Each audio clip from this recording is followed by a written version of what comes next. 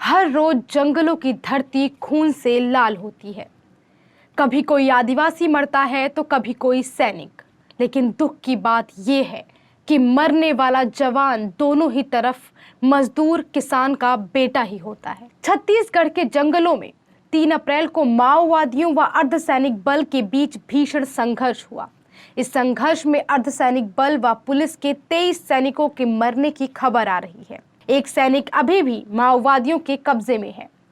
23 सैनिकों की मौत ने एक बार फिर मुल्क में हलचल पैदा कर दी है। सोशल मीडिया पर सैनिकों के पक्ष में पोस्ट लिखी जा रही है। अखबार सैनिकों की मौत की खबरों से भरे पड़े हैं। न्यूज चैनल लाल आतंक चिल्ला रहे हैं। लेकिन सोशल मीडिया से लेकर अखबार, न्यूज चैनल कोई भी ईमानदारी से इस मुद्दे पर बहस नहीं कर रहा है और ना ही यह खबर दिखा रहा है कि लाखों की तादाद में अर्धसैनिक बल व पुलिस को जंगल में क्यों भेजा गया है। क्यों जंगल को सत्ता द्वारा खुली जेल व आदिवासियों को कैदी बना दिया गया है। इस युद्ध की जड़ में क्या है। इस दुनिया के सबसे शांत कहे जाने वाले आदिवासियों ने क्यों हथियार उठाए हैं। क्या कभी ये जानने की कोशिश की गई है या कोशिश की जाएगी? शायद नहीं। 23 सैनिकों की मौत पर जिनको दुख होता है, उनको क्यों नहीं उस समय दुख होता है जब आदिवासियों के खून से रोजाना जंगल लाल होते हैं। क्योंकि दोनों तरफ से मरने वाला आखिरकार है तो इंसान ही। इसलिए एक इंसान के मरने पर, वो चाहे फोर्स का जवान हो या आदिवासी हो, एक संवेदनशील इंसान को बराबर का दुख होगा। लेकिन अगर आपको आदिवासी के मरने पर खुशी व फोर्स के जवान के मरने पर दुख होता है तो आप मानसिक रोगी हैं। गृह मंत्री अमित शाह ने जहां एक तरफ बदला लेने की बात कही है, तो वहीं छत्तीसगढ़ के मुख्यमंत्री जो कांग्रेस से हैं, उन्होंने बयान दिया है कि जल्द बदला लिया जाएगा। जल्दी ही नक्सलियों का सफाया कर दिया जाएगा। यूपीए अध्यक्ष सोनिया गांधी ने भी ऐसा ही बयान दिया है। सभी पार्टियों के नेताओं के ऐसे ही मिले जुले बयान आए हैं। आप उनके बयानों से समझ सकते हैं कि लुटेरे पूंजीपतियों की दलाली करने वाली पार्टियां एक ही थाली के चट्टे बट्टे हैं। ये पार्टियां जनता की दुश्मन हैं। इनको शांति नहीं चाहिए, इन्हें चाहिए बदला। वो भी उन आदिवासियों से जो जल, जंगल, जमीन, प्राकृतिक संसाधन व पहाड़ों को लुटेरे पूंजीपतियों से बचाने के लिए लड़ रहे हैं। सभी राजनीतिक पार्टियां आज लुटेरों के साथ मजबूती से खड़ी हैं। आखिर क्यों? क्योंकि इन सबको लूट में हिस्सा मिलता है। जब केंद्र में कांग्रेस थी, उस समय छत्तीसगढ़ में भाजपा सत्ता में थी।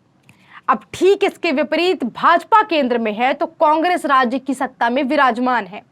दोनों के शासनकालों में कॉर्पोरेट व साम्राज्यवादी पूंजी को जल, जंगल, जमीन, पहाड़, खान को लूटने की खुली छूट दी गई। जब इस लूट के खिलाफ जनता ने आवाज उठाई तो सत्ता ने पुलिस और गुंडों की मदद से जनता के खिलाफ दमन चक्र शुरू किया। सरकार ने लोकल गुंडों के हाथ में हथियार थमा दिए।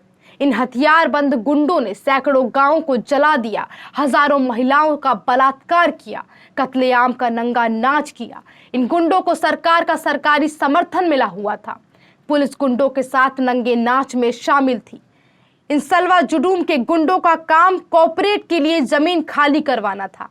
मुल्क के बुद्धिजीवियों की लंबी लड़ाई के बाद सुप्रीम कोर्ट ने सरकार के सरकारी गुंडा गैंग को बंद तो करवा दिया, लेकिन इस समय तक बहुत देर हो चुकी थी। लाखों आदिवासी उजाड़े जा चुके थे, हजारों को जेल में डाला जा चुका था। आतंक की इबारतें लिखने वाले अफसरों, गुंडों, नेताओं को सत्ता द्वारा मान सम्मान दिया जा चुका था। वहीं दूसरी तरफ जल, जंगल, जमीन, पहाड़ों को बचाने के लिए आदिवासियों ने संवैधानिक लड़ाई छोड़ हथियार उठा लिए थे। जब सत्ता आपके खिलाफ हथियारबंद युद्ध छेड़ चुकी हो, उस समय युद्ध के मैदान में बंदूक के खिलाफ आप बंदूक से लड़कर ही अपने आप को जिंदा रख सकते हैं। 139वां छत्तीसगढ़ के जंगलों में फोर्स रोजाना जो जुल्म की नई इबारतें लिखती है, उन इबारतों को अगर साधारण इंसान को सुना दिया जाए तो वर्तमान व्यवस्था से उसको नफरत हो जाएगी।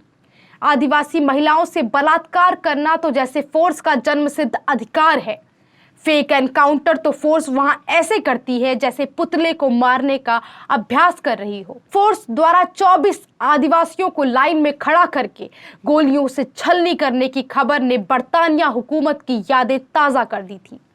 क्या इसी आजादी के लिए लाखों मजदूर किसानों ने शहादत दी थी? आदिवासियों के लिए लड़ने वाले बुद्धिजीवियों सुधा भारद्वाज, गुंजालवेस, अरुण फरेरा, गौतम नवलखा, वरवरा राव, सोमा सेन, आनंद तेलुंतड़े, प्रोफेसर जीएन साईं बाबा को सरकार ने झूठे मुकदमों में जेलों में डाल दिया। गांधीवादी सामाजिक कार्यकर्ता हिमांशु कुमार के आश्रमों को नष्ट कर दिया गया। सोनी सोरी, लिंगाराम कोडापी के साथ निर्ममता की हदें पार की गई। क्यों? क्योंकि ये सत्ता के खूनी खेल के खिलाफ लिखते, बोलते और संवैधानिक व कानूनी लड़ाई लड़ते थे।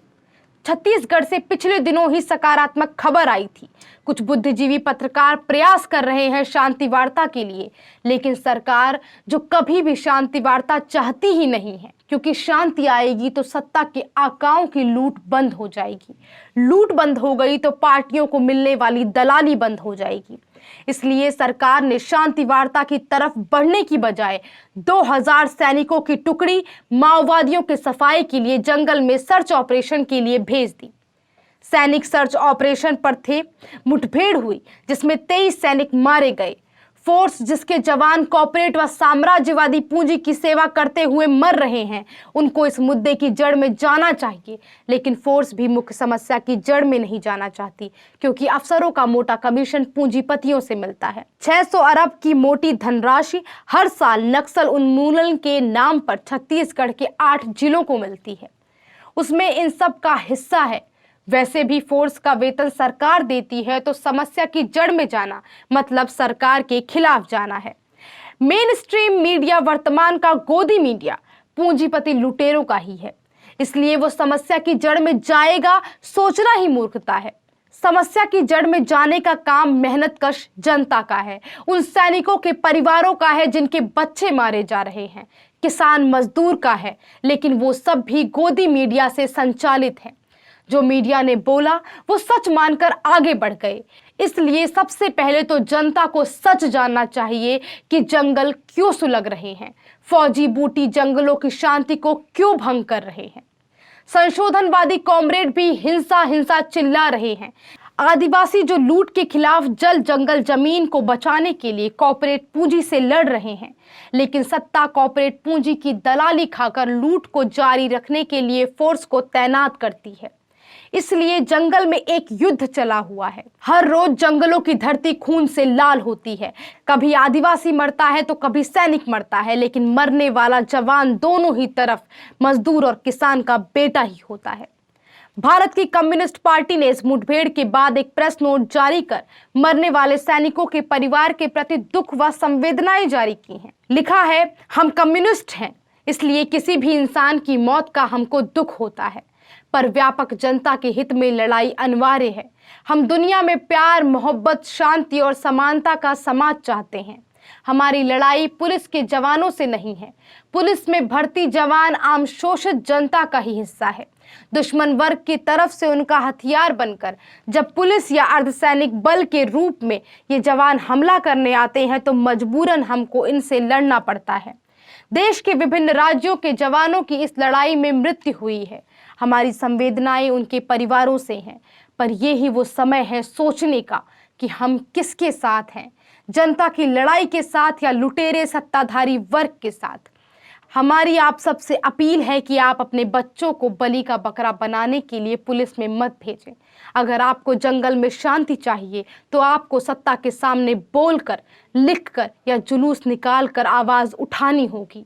आपके बच्चों की जान के बदले कॉर्पोरेट व साम्राज्यवादी पूंजी की लूट नहीं चलेगी। मुल्क की जनता द्वारा सत्ता और कॉर्पोरेट की नापाक गठजोड़ का विरोध करना चाहिए। जनता को सत्ता से मांग करनी चाहिए कि तुरंत जंगलों से फोर्स को वापस बुलाए, कॉर्पोरेट की नंगी लूट को बंद किया जाए, आदिवासियों के संवैधानिक अधिकार बहाल किए जाएं, सभी राजनीतिक बंदियों को बिना शर्त रिहा किया जाए। जनता जितनी देर करेगी खून उतना ही ज्यादा बहेगा। तब तक मजदूर किसान दोनों ही तरफ से अपने बच्चों की लाशें उठाते रहेंगे।